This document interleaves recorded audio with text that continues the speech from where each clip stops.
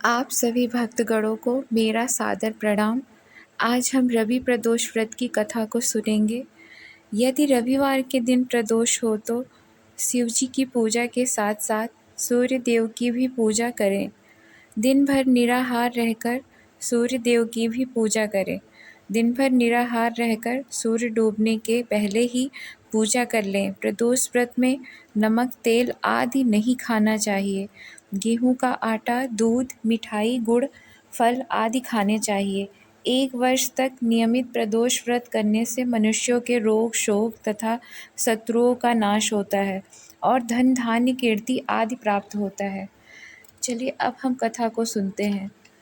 एक बूढ़ी माँ थी। रविवार के दिन हमेशा अपने घर को गाय के गोबर से लीपती तथा सायंकाल के पहले ही शिव जी की पूजा करती तथा पकवान एवं फलों से नैवेद्य लगाती हैं और स्वयं प्रसाद खाती थी। इससे शिवजी एवं सूर्य देव उन बूढ़ी माँ के ऊपर प्रसन्न हो गए और उनकी कृपा से उनके पास किसी भी प्रकार की कमी न रही।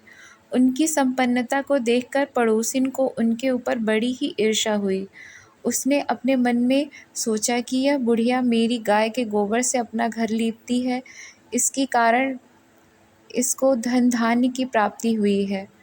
अतः उसने अपने गाय को घर के भीतर बांधना प्रारंभ कर दिया, जिस कारण उन बूढ़ी माँ को अगले रविवार को गोबर न मिला। तो उसने अपना नियम भंग जानकर बहुत ही चिंता की और बिना कुछ भोजन बनाए खाए ही सो गई। रात में भगवान उन बूढ़ी माँ को स्वप्न दिखाया और कहा कि तुम्हें आज गोबर नहीं मिला है, जिससे तुम बहुत दुखी हो। अतः तुमको एक ऐसी गाय देता हूँ जिससे तुम्हारे सभी कष्ट दूर होंगे और मनवांछित इच्छाएं पूर्ण होंगी। सुबह उन बूढ़ी माँ ने देखा कि उनके आंगन में अपने बछड़े के साथ एक बहुत ही सुंदर गाय खड़ी है। बूढ़ी माँ को स्वप्न की बात याद आ गई और उन्होंने बड़ी ही प्रसन्नता से गाय को ले जाकर बाहर बांधा। बूढ़ी माँ की गाय को देखकर पड़ोसिन को और अधिक ईर्ष्या हुई। वह गाय सोने का गोबर करती थी। यह देखकर पड़ोसिन और अधिक आश्चर्य करने लगी। उसने उस गोबर को उठाकर उसकी जगह अपनी गाय का गोबर रख दिया। इस प्रकार पड़ोसिन का यह नित्य का कार्य हो गया और बूढ़ी माँ को यह पता ही नहीं था कि उनकी गाय सोने का गोबर करती है। तब भगवान ने सोचा कि इस प्रकार तो बूढ़ी बूढ़ी माँ को कुछ भी लाभ न होगा। अतः एक दिन उन्होंने बड़ी जोर की आंधी चलाई और जल वृष्टि की, जिससे उन बूढ़ी माँ ने अपनी गाय को घर के भीतर बांधा। दूसरे दिन प्रातः देखा कि उनकी गाय सोने का गोबर करती है। तब से घर के अंदर ही बांधना शुरू कर दिया।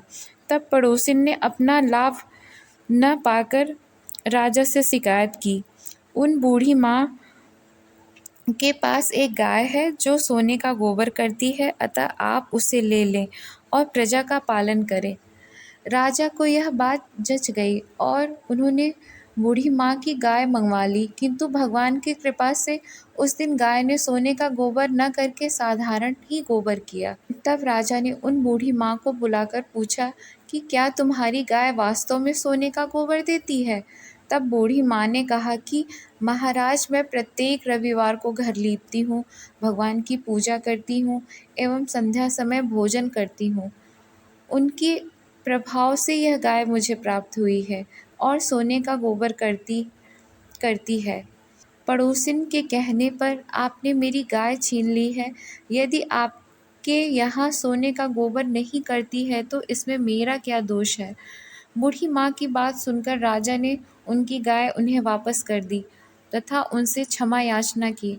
राजा ने पड़ोसिन को दंड दिया तथा संपूर्ण राज्य में घोषणा कर दी कि सभी लोग पर रविवार को व्रत करें और राजा ने स्वयं व्रत प्रारंभ किया, जिससे राजा व प्रजा प्रसन्न हो गए और राज्य की निरंतर प्रगति हुई तथा धन धान्य आदि किसी प्रकार की कमी न रही। सब बोलो भगवान भोलेनाथ की जय।